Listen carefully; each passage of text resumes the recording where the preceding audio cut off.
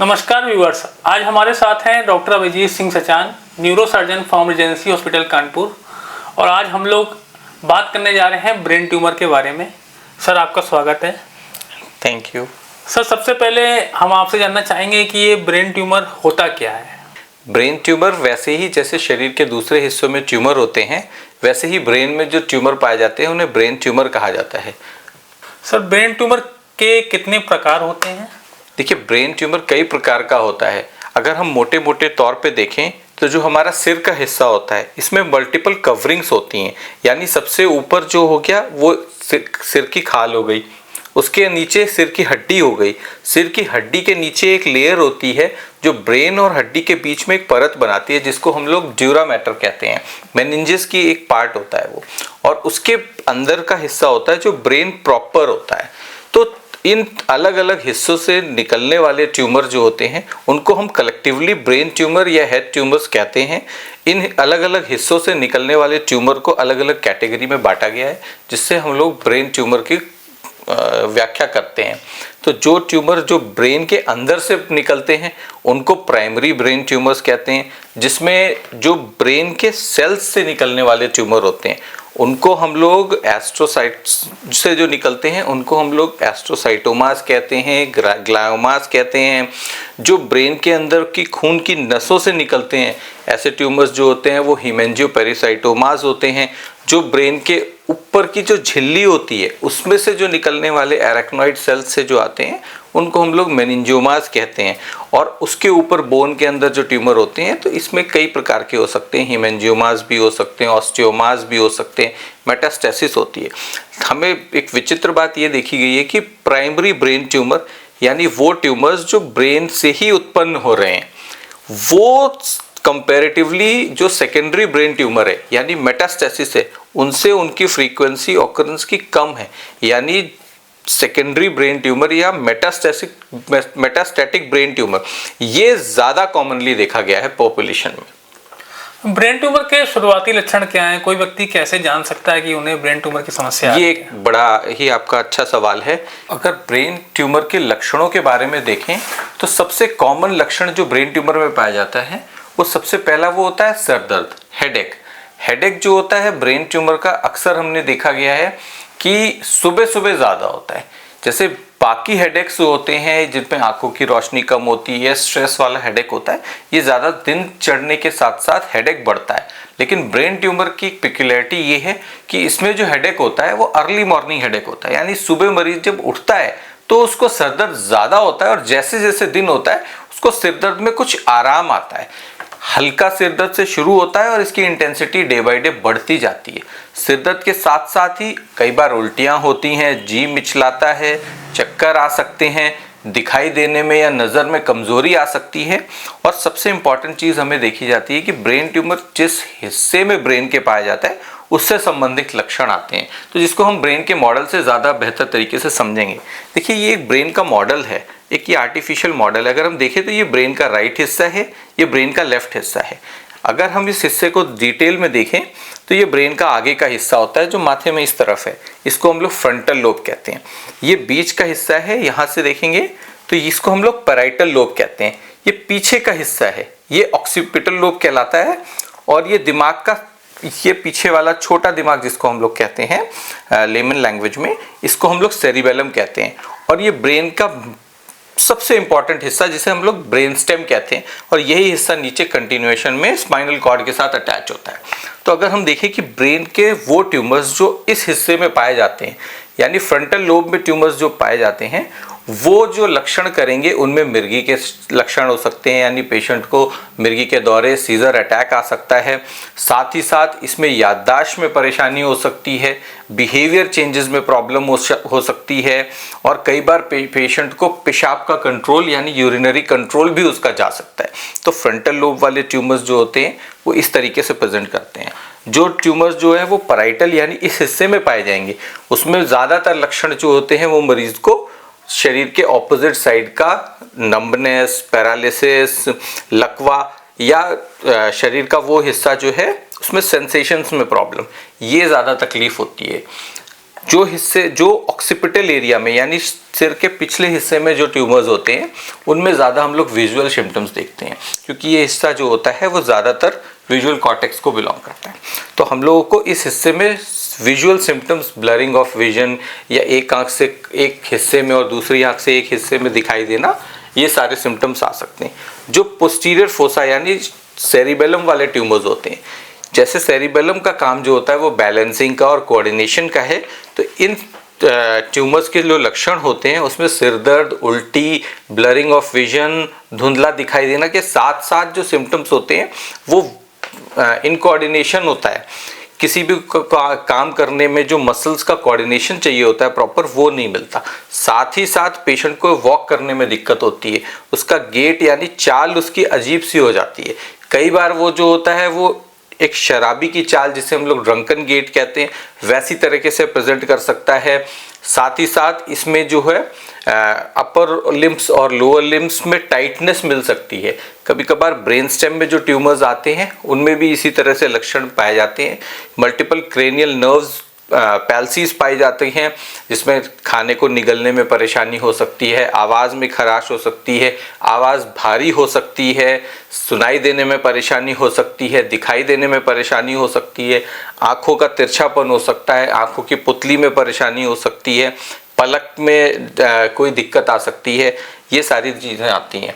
तो सबसे इम्पॉर्टेंट, सबसे मोस्ट कॉमनली जो ट्यूमर्स पाए जाते हैं उसमें मेटास्टैटिक ट्यूमर्स जो सबसे कॉमन है, तो उसमें जो लक्षण पाए जाते हैं, क्योंकि मेटास्टैटिक ट्यूमर्स ज़्यादातर दिमाग के ऊपरी हिस्से में होते हैं, तो इसमें जो पेशेंट को लक्षण मिलते हैं वो सिर दर्द, उल्टी, चक्कर या फिर न्यूरो डेफिसिट यानी शरीर के किसी हिस्से में जिस हिस्से का इन्वॉल्वमेंट आ रहा है उसमें कोई परेशानी हो, तो ये सारे लक्षण ब्रेन ट्यूमर्स में देखे गए हैं। ब्रेन ट्यूमर के दर्द को और नॉर्मल सिर दर्द में क्या अंतर है? देखिए, ये बड़ा अच्छा सवाल है। कई बार हम लोग कंफ्यूज हो जाते हैं कि नॉर्मल सिर दर्द है या ये ट्यूमर से रिलेटेड सिर दर्द है।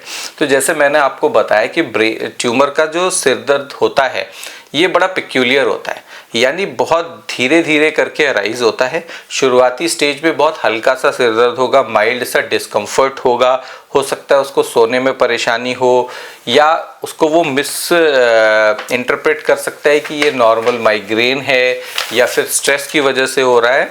लेकिन जैसे जैसे टाइम बढ़ता है, जैसे जैसे ट्यूमर की ग्रोथ बढ़ती है, ब्रेन पे प्रेशर बढ़ता है, वैसे वैसे हेडेक की इंटेंसिटी बढ़ती जाती है। और ये अक्सर देखा गया है कि इस तरह का हेडेक जो होता है ये सुबह सुबह ज़्यादा होता है। जब पेशेंट सुबह उठता है तब उसका सिर ज़्यादा दर्द करता है। बाकी जो हेडेक्स होते हैं जो स्ट्रेस की वजह से या आंखों की कमज़ोरी की वजह से या और माइग्रेन के हेडेक्स होते हैं, ये देखा गया है कि ये दिन सुबह तो कम होते हैं और जैसे जैसे मरीज दिन में काम करता है तो शाम को ज़्यादा हेडेक्स होते हैं, क्योंकि आंखों पे ज़्यादा जोर पड़ता है। और ये वाले जो हेडेक है ये आराम करने के बाद ठीक हो जाते हैं। ब्रेन ट्यूमर का हेडेक देखा गया है कि जब हम रात में आराम करते हैं तो हेडेक सुबह बढ़ जाता है। तो सबसे बड़ा अंतर सर यही है? सबसे बड़ा अंतर ये है कि अगर आपको सुबह सुबह उठने के बाद हेडेक हो रहा है और दिन चढ़ने के साथ सिर दर्द में कुछ आराम आ रहा है, तो आपको फिर एक बार को इसको थोड़ा सा अलर्टली देखना चाहिए। हम बात करना चाहेंगे ब्रेन ट्यूमर के डायग्नोसिस के बारे में। जब कोई मरीज आपके पास आता है तो सबसे पहले कौन सी जांचें कराई जाती हैं? देखिए, ब्रेन ट्यूमर में सबसे पहले हम लोग देखते हैं कि इन लक्षणों के साथ कोई पेशेंट आ रहा है और हम लोग उसके क्लिनिकल सिम्टम्स या लक्षण देख के सस्पेक्ट करते हैं कि इसके सिर में कोई परेशानी होनी चाहिए। संभवतः शायद इसको कोई ऐसी चीज़ है जो ब्रेन का प्रेशर बढ़ा रही है या ब्रेन के किसी हिस्से में कुछ दबाव दे रही है जिसकी वजह से उसको इस तरह के लक्षण आ रहे हैं। तो सबसे बेसिक और सबसे प्राइमरी टेस्ट जो हम लोग कराते हैं वो सीटी स्कैन कराते हैं ब्रेन का, और उसके आधार पर हमें मोटे मोटे तौर पे चीज़ें पता चल जाती है। सीटी स्कैन आप समझें कि ब्रेन का एक प्रकार का बहुत ही एडवांस एक्सरे निकाला जाता है और इसमें हमें मोटे मोटे तौर पे ये पता चल जाता है कि ब्रेन में कोई परेशानी है या नहीं। यदि उसमें कुछ परेशानी आती है तो फिर हम लोग को एडवांस एमआरआई स्कैन कराने पड़ते हैं, जिससे वो क्या परेशानी है, वो कोई गांठ है या कोई ट्यूमर है या वो ब्रेन के किस हिस्से में है, उससे ब्रेन के कौन से नाजुक हिस्सों पे क्या प्रभाव पड़ रहा है, ये सारी चीज़ें हमें उसमें काफ़ी हद तक क्लियर हो जाती हैं। और कई बार मरीज़ को लक्षण में दौरे की समस्या होती है एपिलेप्सी के अटैक्स आते हैं, सिर्फ यही लक्षण लेके पेशेंट आता है, तो ऐसी स्थिति में हम लोगों को कभी कभी ईईजी की जांच भी करानी पड़ती है। तो बेसिक टेस्ट तो यही होते हैं। इसके साथ साथ और चीज़ें हम लोगों को जेनेटिक एनालिसिस या फिर और साथ ही साथ जो चीज़ें होती है, जैसे पेशेंट को अगर नज़र में कोई फ़र्क आ रहा है तो उसके आँखों की प्रॉपर जांचें, या उसको सुनाई देने में कोई प्रॉब्लम आ रही है तो उसके कान की सुनाई देने की प्रॉपर जांचें, वो जो उसकी वेस्टिबुलर नर्व है, जो ऑडिटरी नर्व है, जो सुनाई देने की नस है, उसको प्रॉपर तरीके से देखने के लिए बेरा एग्जामिनेशन, ये सारे के सारे टेस्ट कराने ज़रूरी हैं। ब्रेन का प्रेशर नापने के लिए हमको आंखों के अंदर फंडस एग्जामिनेशन कराना पड़ता है, आंखों की पुतली की जांच होती है, ये सारी बहुत ही ज़रूरी जांचें हैं। अगर किसी पर्सन में ब्रेन ट्यूमर सस्पेक्ट हो गया है, डायग्नोस हो गया है, तो क्या इसका इलाज सिर्फ सर्जरी है या कोई और इलाज भी संभव है? नहीं, देखिए, ब्रेन को अगर हम सिर को माने तो सिर एक कॉम्पैक्ट स्पेस है ना, जिसमें ब्रेन, उसके अंदर का पानी और ब्लड, ये सारी चीज़ों का वॉल्यूम यानी उसका एरिया फिक्स्ड है। और ऐसे हिस्से में अगर कोई भी ऐसी चीज़ आती है जो कि उस पर एक्स्ट्रा है, तो वो ब्रेन पे एक प्रेशर क्रिएट करती है। तो सबसे इम्पॉर्टेंट चीज़ है वो प्रेशर कम होना चाहिए। अब कई बार हमें वो प्रेशर जो है वो ऑपरेशन के द्वारा ही कवर करना पड़ता है।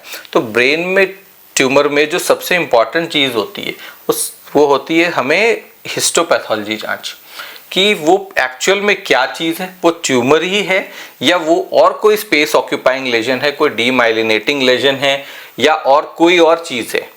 यदि ये कंफर्म हो जाता है कि वो किसी प्रकार की ट्यूमर ही है, तो उसमें बहुत सारे ट्यूमर्स होते हैं जिसमें हम लोगों को ऑपरेशन करना पड़ता है, और कुछ बहुत लिमिटेड ऐसी गांठें होती हैं, ऐसे ट्यूमर होते हैं जिनमें रेडिएशन और कीमोथेरेपी से भी वो ठीक हो जाती हैं। Majority of the brain tumours जो होते हैं उनके लिए सर्जरी ही करनी पड़ती है। ब्रेन सर्जरी के दौरान सबसे बड़ी चुनौतियां क्या आती हैं डॉक्टर के लिए? देखिए, ब्रेन, दिमाग, जो शरीर का वो एक बहुत ही इम्पॉर्टेंट और बहुत नाजुक हिस्सा होता है। तो कोई भी ब्रेन रिलेटेड सर्जरी होती है वो बड़ी कॉम्प्लिकेटेड सर्जरी होती है, बहुत फाइन सर्जरी होती है। उसमें बहुत सारी मशीनों का प्रयोग किया जाता है, बहुत ही अत्याधुनिक टेक्निक्स का प्रयोग किया जाता है। तो सबसे इम्पॉर्टेंट पेशेंट के लिए ये होना चाहिए कि उसको वहाँ ऑपरेशन कराना चाहिए या वहाँ अपना इलाज कराना चाहिए जो कि जहाँ पर पूरा इंफ्रास्ट्रक्चर हो इस चीज़ का, और वो वेल इक्विप्ड सेंटर हो जहाँ पे ये सारी चीज़ें हों, सारी चीज़ें पॉसिबल हों। साथ ही साथ जो डॉक्टर्स हैं, मैं ये तो हमेशा कहूँगा कि हमारे इंडिया के डॉक्टर्स बहुत एक्सपीरियंस्ड है इस तरह की कॉम्प्लिकेटेड चीज़ों को हैंडल करने के लिए। तो पेशेंट को सबसे इम्पॉर्टेंट चीज़ है कि वो कहाँ ऑपरेशन करा रहा है और कितनी जल्दी करा रहा है। इसमें समय का बहुत बड़ा महत्व है, समय ज़रूरी है। डायग्नोसिस और ट्रीटमेंट के बीच का जो गैप है ये बहुत ज़्यादा आपकी प्रोग्नोसिस को जो है वो बताता है। यदि समय कम है तो ब्रेन में डैमेज कम हुआ होगा, तो जब डैमेज कम हुआ होगा तो रिकवरी भी बहुत अच्छी होती है। कई बार देखा गया है कि पेशेंट जो है वो इसी चीज़ में परेशान रहता है कि वो ट्रीटमेंट कहाँ ले, और इसमें समय निकल जाता है और वो प्रॉपर ट्रीटमेंट नहीं ले पाता और काफ़ी हद तक देर हो चुकी होती है। ट्यूमर बढ़ चुका होता है, नाजुक हिस्सों को इन्वॉल्व कर चुका होता है, और कई बार वो ऐसी चीज़ें होती हैं जो परमानेंट डेफिसिट क्रिएट कर जाती हैं, जो कि ऑपरेशन के बाद भी शायद ना ठीक हो पाए। तो हमें समय का बहुत ख्याल रखना है, कम समय, जल्दी डिसीजन लेना है, एक अच्छे सेंटर पे सर्जरी करानी है जहाँ पे सारी की सारी सुविधाएं अवेलेबल हो। ब्रेन ट्यूमर के इलाज में एक एवरेज अगर हम लोग देखें तो कितना टाइम लग जाता है, और रिकवरी, फुल रिकवरी कितने टाइम में हो जाती है? देखिए, मैंने बताया ना, फुल रिकवरी यदि अगर आप टाइम पे डायग्नोसिस कर लेते हैं और आपको कोई परमानेंट डेफिसिट या परमानेंट डैमेज ब्रेन में नहीं हुआ है, टाइम पे आप उसका ट्रीटमेंट करा लेते हैं या सर्जरी से, या फिर अगर वो मेडिकली उसको मैनेज किया जा सकता है तो मेडिकल ट्रीटमेंट भी अगर टाइम पे शुरू हो जाता है, तो ब्रेन को जितना हम लोग डैमेज होने से बचा पाते हैं, रिजल्ट उस पर ही डिपेंड करता है। जिस पेशेंट का ऑलरेडी पैरालिसिस हो चुकी है, उसकी सर्जरी करने के बाद भी शायद उतना अच्छा हम लोग रिजल्ट ना दे पाए, तो पैरालिसिस होने से पहले ही यदि अगर हम उसको पहचान लें और उसकी सर्जरी या उसका ट्रीटमेंट पैरालिसिस होने से पहले ही हम लोग कर दें, तो हम लोग कई बार पैरालिसिस, आने वाली पैरालिसिस को आने से बचा भी सकते हैं और ऑपरेशन के बाद कई बार ऐसी दिक्कतें नहीं आती हैं। जब किसी मरीज को ब्रेन ट्यूमर सस्पेक्ट या डायग्नोस हो जाता है तो उसके परिवार वाले बहुत घबरा जाते हैं, तो जी, उनके बिल्कुल। परिवार वालों के लिए आप क्या सलाह देना चाहेंगे? देखिए, ब्रेन ट्यूमर में हम लोगों का कहना यही होता है कि हम लोग सिर्फ पेशेंट का इलाज नहीं करते हैं, हमारे यहाँ पूरी फैमिली का ट्रीटमेंट होता है, क्योंकि हमारा इंडिया का एक ऐसा रहन सहन है, कल्चर ऐसा है कि एक परिवार में यदि किसी को बीमारी होती है तो वो पूरा का पूरा परिवार, पूरा गाँव इन्वॉल्व होता है। तो हमें बहुत हद तक ध्यान रखना होता है कि भाई पेशेंट का फाइनेंशियल बैकग्राउंड कैसा है और उसके वो हम लोग ऐसा ट्रीटमेंट उसको ऑफर करें जो उसके लिए फाइनेंशियली भी वायबल हो, बाद में जाकर के वो सारी चीज़ों को, वो अफोर्डेबिलिटी इशू ना आए उसको, और वो अच्छे से समझ पाए, वो सारी चीज़ों को मैनेज भी कर ले जाए। और फैमिली की काउंसलिंग तो बहुत ज़रूरी होती है। कई बार ब्रेन ट्यूमर का नाम सुनते ही आदमी घबरा जाता है कि अब कुछ नहीं हो सकता, अब तो पेशेंट हमारा गया, अब ये बच नहीं सकता। बट ऐसा नहीं है, ऐसा नहीं है। आजकल ब्रेन की सर्जरी बहुत एडवांस्ड हो गई है, बहुत अच्छी सर्जरी हो गई है। मैक्सिमम टाइम हम लोग पेशेंट्स को पूरी तरीके से ठीक करके रिकवर करके भेजते हैं।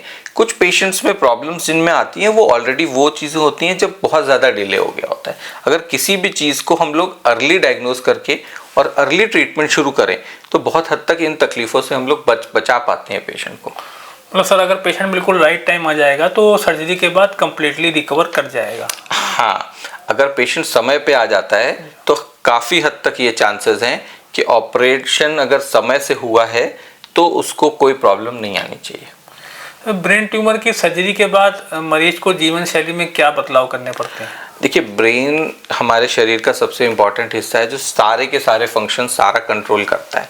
तो जब हम ब्रेन के ऑपरेशन करते हैं तो ब्रेन के ऑपरेशन के बाद कुछ रिकवरी पीरियड होता है जिसमें ब्रेन में स्वेलिंग होती है, वो स्वेलिंग धीरे धीरे जाती है। कई बार जो है हमको दौरे की दवाइयाँ और ये सारी चीज़ें देनी पड़ती हैं जो कि लंबे समय तक चलती है।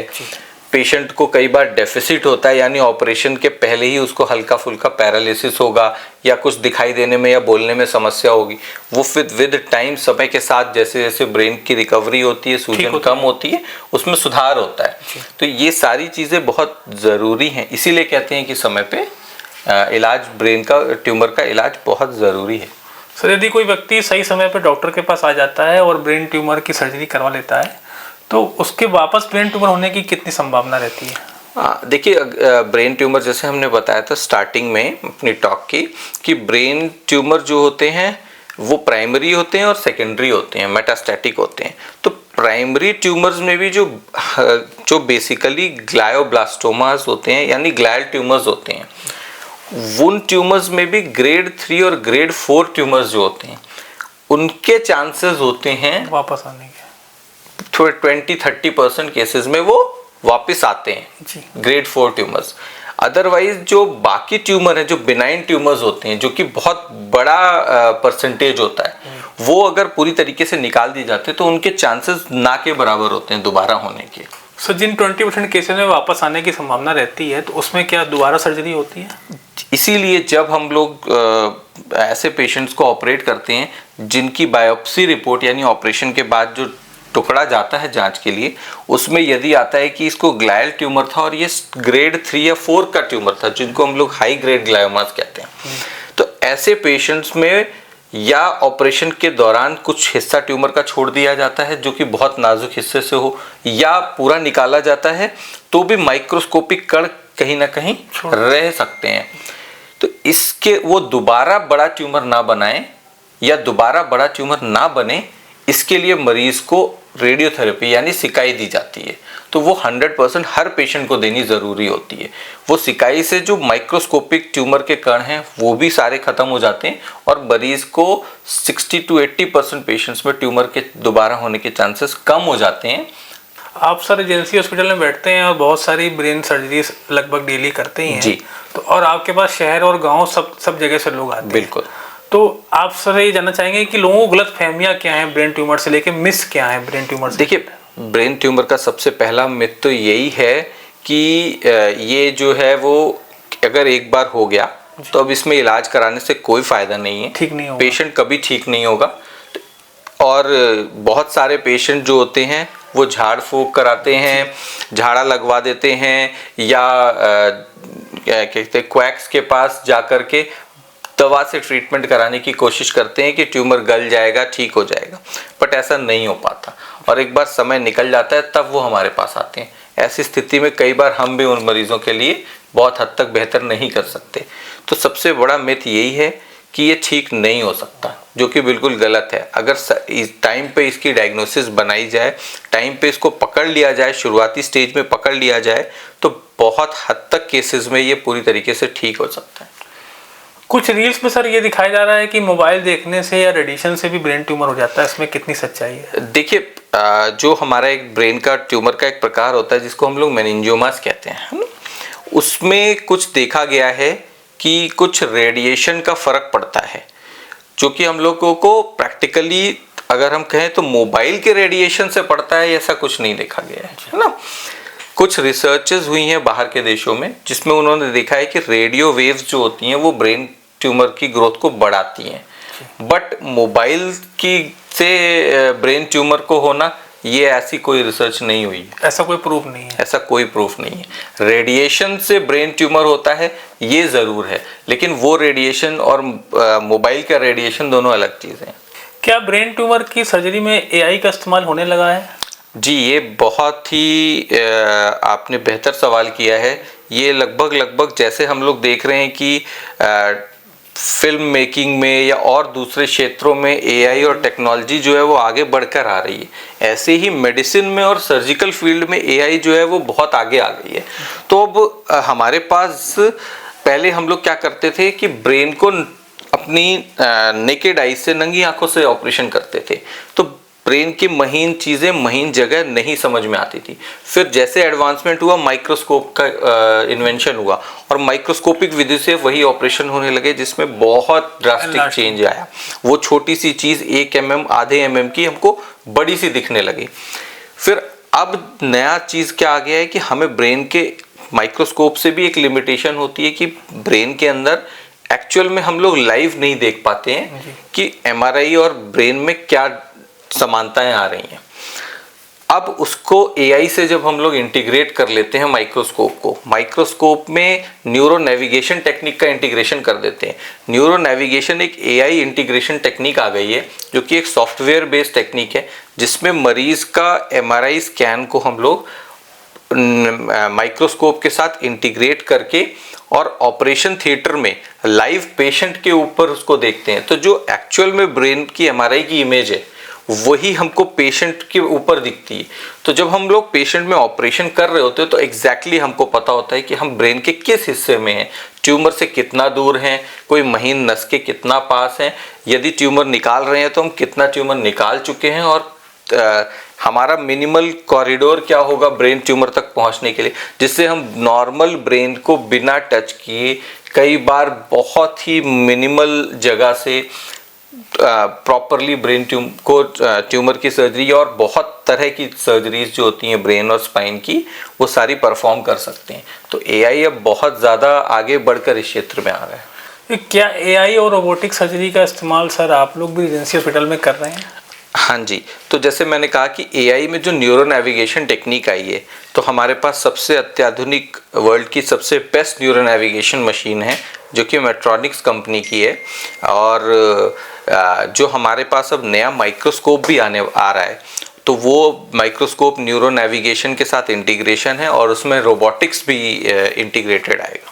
सर, अंत में हम चाहेंगे कि आप अपने इतने साल के अनुभव से कोई एक ऐसा केस लोगों को बताएं ब्रेन ट्यूमर का जिसमें बहुत कम संभावनाएं रही हो मरीज के सरवाइव करने की और वो केस बहुत सक्सेसफुली आपसे सॉल्व हुआ हो, जिससे हमारे पेशेंट्स को कुछ मोटिवेशन मिले। तो मैं आपको एक पेशेंट हैं हमारे, मैं नाम नहीं डिस्क्लोज करूँगा, तो उनके बारे में बताऊँगा। बहुत ही कॉम्प्लिकेटेड ब्रेन ट्यूमर था जो ब्रेन के सबसे पिछले हिस्से जो मैंने बताया था आपको, पोस्टीरियर फोसा सेरिबेलम, उसके बीच में एक ट्यूमर था जिसे हम लोग 4th वेंट्रिकुलर ट्यूमर कहते हैं। और बड़ा नाजुक हिस्सा होता है मरीज के, वो ट्यूमर ने 4th वेंट्रिकल के अंदर था, साथ ही साथ वो ब्रेन स्टेम पे बहुत ज़्यादा प्रेशर डाल रहा था, दोनों सेरिबेलम पे प्रेशर डाल रहा था। पेशेंट जो है वो कई जगह जाके आ चुका था और सब जगह से उसको नाउम्मीदी मिली थी कि ये ऑपरेशन जो है वो बड़ा मुश्किल है और शायद ऑपरेशन के बाद पेशेंट ना बचे, ऑपरेशन सक्सेसफुल होने के चांसेस बहुत कम हैं और उसको दिल्ली एम्स या ऐसी जगहों पे के लिए उसको रेफर कर दिया गया था। वो वहाँ भी दिखा के आया बट उसको बहुत लंबी डेट मिली। तो ऐसे वो पेशेंट हमारे पास आया, हमने भी सारी चीज़ें उसको एक्सप्लेन करी कि रिस्क सर्जरी के बहुत ज़्यादा हैं और ये सारी चीज़ें हैं, बट उसने हम पे विश्वास किया और हमने वो ऑपरेशन किया। और ऑपरेशन के बाद फिर पेशेंट की जब हमने बायोप्सी ली तो वो ग्रेड 4 ट्यूमर निकला, जिसे हम लोग मेडुलोब्लास्टोमा कहते हैं, और जो कि एमआरआई की फाइंडिंग के हिसाब से हमको नहीं लग रहा था। हम सोच रहे थे कि ये शायद ग्रेड 4 ना हो, बट वो ग्रेड 4 था। हमने ऑपरेशन करके वो पूरा ट्यूमर निकाला। ऑपरेशन के बाद हमको उसको सिकाई देनी पड़ी और आज मैं कह सकता हूँ कि लगभग 3 से 4 साल हो गए हैं। और वो पेशेंट जो हमारे पास स्ट्रेचर में आया था पूरी तरीके से पैरालाइज्ड था, बिल्कुल चल नहीं पा रहा था, और आज वो हमारे पास बिल्कुल चलते नॉर्मल तरीके से वापस आता है और ऐसे ही मिलता है जैसे उसको कभी कोई प्रॉब्लम ही नहीं रही हो। ऐसे पेशेंट्स को देख के बड़ी सेटिस्फैक्शन मिलता है कि हम भी कुछ समाज के लिए कर पा रहे हैं। तो व्यूअर्स, हम लोग आशा करते हैं कि ब्रेन ट्यूमर से संबंधित सभी सवालों के जवाबों का आपको डॉक्टर अभिजीत सिंह सचान द्वारा आंसर मिल गया होगा और आगे भी ब्रेन से संबंधित इसी तरीके के पॉडकास्ट आपको टाइम टू टाइम हम लोग के यूट्यूब चैनल में मिलते रहेंगे। धन्यवाद सर, आपका बहुत बहुत थैंक यू।